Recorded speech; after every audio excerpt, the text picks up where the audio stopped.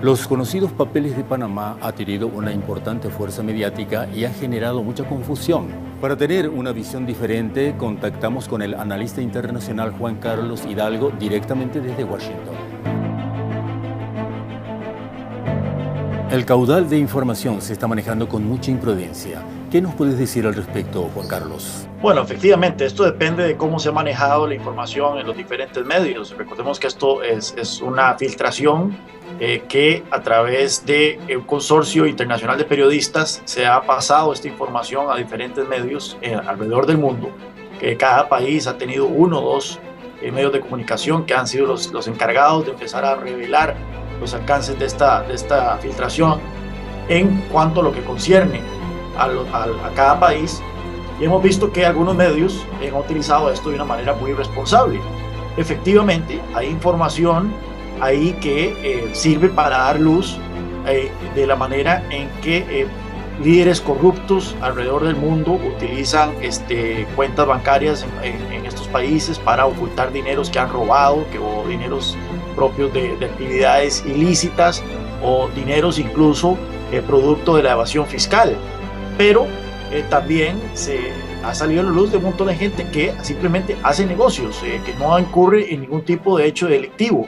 Pero al presentar todos juntos, y esto ha ocurrido en varios países, y es por ejemplo el caso que documento yo en Costa Rica, en donde los medios encargados de publicar esta información han utilizado para no solo empañar la reputación de gente que es perfectamente honesta, que simplemente tienen intereses comerciales, intereses bursátiles en Panamá, por ejemplo, sino que también se ha utilizado de una manera política, de una manera ideológica para satanizar todo lo que tenga que ver con hacer negocios en el extranjero o tener una cuenta offshore, cosas así. Así que lamentablemente lo que pudo haber sido una investigación valiosa sobre la manera en que políticos corruptos alrededor del mundo esconden dineros públicos y dineros mal habidos y cosas así, ha generado en algunos casos, en algunos países, en una cruzada ideológica contra la empresa privada y contra la economía de mercado. Todo este fenómeno se produce como consecuencia de la evasión impositiva. ¿Cómo se podría evitar la evasión? Eludir es una cuestión que uno hace utilizando mecanismos legales. Por ejemplo, el caso que usted menciona. Si yo ya habiendo pagado los impuestos de mi país, quiero mover mi dinero a una jurisdicción donde los impuestos son menores, bueno, no hay nada que me lo impida.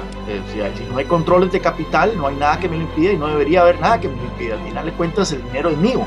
Yo puedo hacer con este dinero lo que a mí me plazca, puedo gastarlo, puedo ahorrarlo, puedo invertirlo y hacerlo donde yo quiera, siempre y cuando haya ya cumplido con las reglas fiscales de mi país.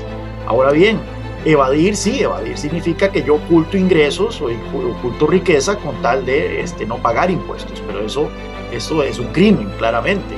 Pero aquí el problema con el tema de los paraísos fiscales no es tanto que existan paraísos fiscales, sino que existan infiernos fiscales.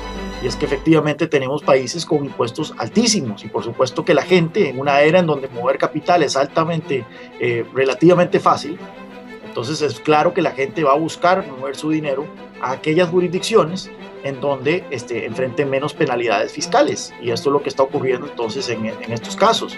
No debería satanizarse eso, más bien gracias a que existe esta posibilidad de sacar el dinero de un país donde hay altos impuestos y moverlo a una jurisdicción donde los impuestos son bajos, es que existe entonces una presión para que la voracidad fiscal de los países tenga un contrapeso. Si no existiesen estos refugios fiscales, los países entonces podrían aumentar los impuestos de una manera indiscriminada y esto terminaría empobreciéndonos a todos y afectando la riqueza en general.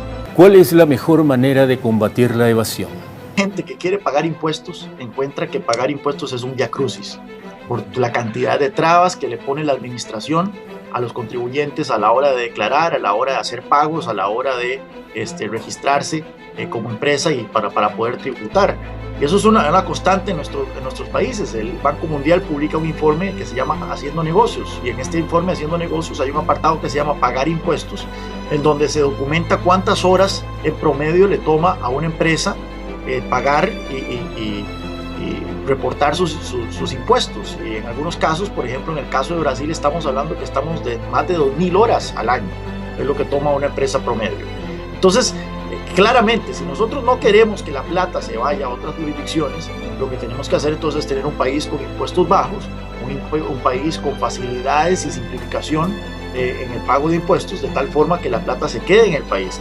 Ahora bien, impuestos bajos no significa poca recaudación para el Estado. Está documentado de que tasas impositivas bajas son atractivas y a la hora de incentivar la inversión, tanto doméstica como extranjera, más bien el Estado termina muchas veces con más recursos a veces de los que terminaría con tasas altas, que lo que hacen es más bien espantar el capital. ¿Qué opinas de la función de la banca internacional en el déficit fiscal de cada país? Claro, el monto que se paga en intereses usualmente tiende a ser uno de los principales rubros en el gasto, en los disparadores del gasto estatal. Por lo menos en el caso de Costa Rica, los dos grandes disparadores del gasto estatal son los rubros de remuneraciones e intereses sobre la deuda, y lo que paga anualmente el Estado en intereses, dependiendo de la magnitud del déficit, es enorme. Y muchas veces el gobierno, ya cuando esta situación se empieza a salir de control, vemos que los gobiernos se endeudan para pagar intereses. O sea, es un ciclo ya vicioso en el que eventualmente se termina en crisis. Así que sí, no, pues muchas veces puede haber este contubernio. Sin duda alguna la banca hace clavos de oro prestándole dinero al Estado, y es un dinero que todos los contribuyentes tenemos que pagar mediante nuestros impuestos. Gracias, Juan Carlos, por estar con nosotros desde aquí de la RPC. Hasta una próxima oportunidad. Con mucho gusto.